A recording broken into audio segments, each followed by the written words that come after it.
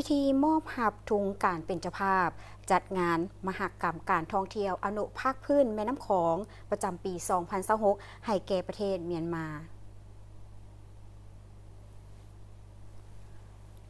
การมอบหับทุงเป็นเจ้าภาพจัดงานมหกรรมการท่องเที่ยวอนุภาคพื้นแม่น้ำของประจำปี 2026 ให้แก่ประเทศเมียนมา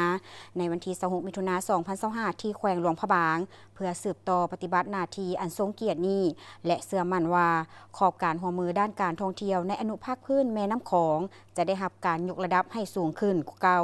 ทั้งในเวทีภาคพื้นและสากลในโอกาสนี้ทานนางพรมลีอินทพรมหัวหน้ากรมพัฒนาการท่องเที่ยวกระทรวงแถลงข่าววัฒนธรรมและท่องเที่ยวได้ตีราคาสูงต่อผลสำเร็จและการประกอบส่วนอย่างห้าวหันของบรรดาผู้แทนประเทศสมาชิกแม่น้ำของที่ได้เข้าร่วมงานมหกรรมการท่องเที่ยวอนุภาคพื้นแม่น้ำของ 2025 ที่สาธารณรัฐประชาธิปไตยประชาชนลาวเป็นเจ้าภาพภายใต้หัวข้อเดินทางร่วมกันเข้มแข็งขึ้นพร้อมกันระหว่างวันที่ 24 27 มิถุนายน 2025 เป้าหมายเพื่อแนใส่ส่งเสริมและพัฒนาการท่องเที่ยวในอนุภาคพื้นแม่น้ำของในอนาคตอันใกล้นี้บนพื้นฐานแห่งความสามัคคีความไว้วางใจความเข้าใจและเคารพซึ่งกันและกันผ่านกิจกรรมต่างๆเป็นต้นกองประชุมสัมมนางานวางแสดงผลิตภัณฑ์การท่องเที่ยวการทัศนศึกษา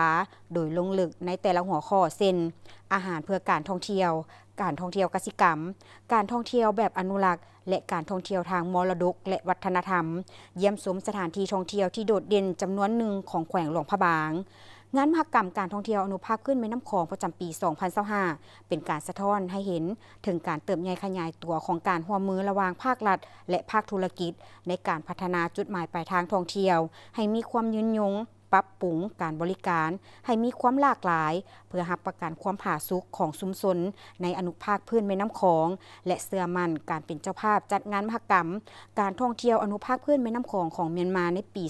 2026 ประเทศอนุภาคพื้นแม่น้ำของจะสืบต่อร่วมมือและสนับสนุนซึ่งกันและกันเป็นกระแสสำคัญในการสร้างความเข้มแข็งให้แก่ภาคพื้นแม่น้ำของ